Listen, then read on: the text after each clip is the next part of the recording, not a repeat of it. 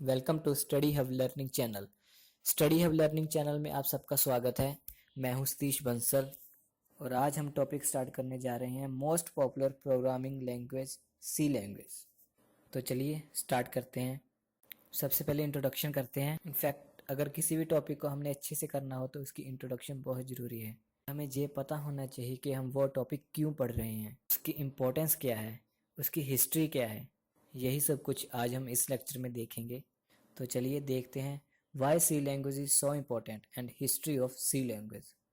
सी language हमारे लिए important क्यों है? देखिए, ऐसे बहुत से सॉफ्टवेयर हैं जो सी लैंग्वेज में लिखे गए हैं। बहुत कम लोग हैं जिन्हें इसके बारे में नॉलेज है। कुछ एग्जांपल्स हैं मेरे पास, जैसे फर्स्ट है ओरेकल। ओरेकल के बारे में आपको पता ही होगा। ओरेकल एक डाटाबेस सॉफ्टवेयर है जो डाटा को स्टोर करने के काम आता है। ये सी लैंग्वेज में लिखा गया है। इसके अलावा आज की हॉट टेक्नोलॉजी एंड्रॉयड, उसकी कोर लाइब्रेरी भी सी लैंग्वेज में लिखी गई है। इसके अलावा माईस्क्यूएल, ये भी एक डाटाबेस है, ये भी ओरेकल की तरह ही है, ये भी सी लैंग्वेज में ही लिखा गया है। और हमारे ऑलमोस्ट जितने भी डिवाइस ड्राइवर्स हैं वो तकरीबन सभी सी लैंग्वेज में ही लिखे गए हैं। अब क्वेश्चन ये है कि डिवाइस ड्राइवर होते क्या हैं? हमारे कंप्यूटर के जो भी हार्डवेयर डिवाइसेस होते हैं उनको चलाने के लिए एक प्रोग्राम लिखा जाता है जिसे डिवाइस ड्राइवर कहा जाता है। ये ऑलमोस्ट सी लैंग्वेज में ही लिखे गए हैं। इसके अलावा जो वेब ब्राउज़र्स होते हैं जैसे Mozilla Firefox, safari, Google Chrome, इनका मेजर पार्ट भी सी लैंग्वेज में ही लिखा गया है। इसके अलावा यूनिक्स जो कि ऑपरेटिंग सिस्टम है, ये भी सी लैंग्वेज में ही लिखा गया है। इनफैक्ट जो सी लैंग्वेज है ये बनाई ही यूनिक्स ऑपरेटिंग सिस्टम के लिए थी। जो सी लैंग्वेज है ये वर्ल्ड की मोस्ट पॉपुलर प्रोग्रामिंग लैंग्वेज है। कुछ लोगों को लगता है कि ये अभी पुरानी हो गई है, लेकिन नहीं, आज भी बहुत सारे प्रोग्राम सी लैंग्वेज में लिखे जाते हैं। सी लैंग्वेज बहुत इंपॉर्टेंट है अपनी प्रोग्रामिंग स्किल को बनाने के लिए।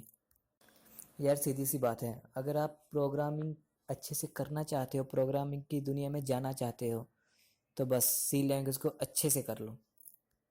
यही सबसे स्टार्टिंग और बेसिक स्टेप है अपनी प्रोग्रामिंग स्किल को डेवलप करने के लिए, इम्प्रूव करने के लिए। C language is most important and best. बस इसे पकड़ लो और चाहे कुछ भी हो जाए, बस ये अच्छे से करनी ही करनी है, ये सोच लो। C covers all the basic features of all programming languages. इसमें सभी प्रोग्रामिंग लैंग्वेज के बेसिक फीचर्स हैं। और आजकल तो हमें पता ही है कि सारा काम मशीनों से ही होने लग गया है।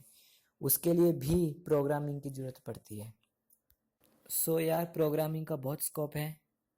सो जिन स्टूडेंट्स ने अभी कॉलेज ज्वाइन किया है, जिन्होंने बीसीए या और कंप्यूटर का कोर्स अभी स्टार्ट किया है, उनसे मैं कहना चाहूँगा कि वो सी लैंग्वेज को अच्छे से कर लें, वरना बाद में बहुत परेशानी आती है इसकी।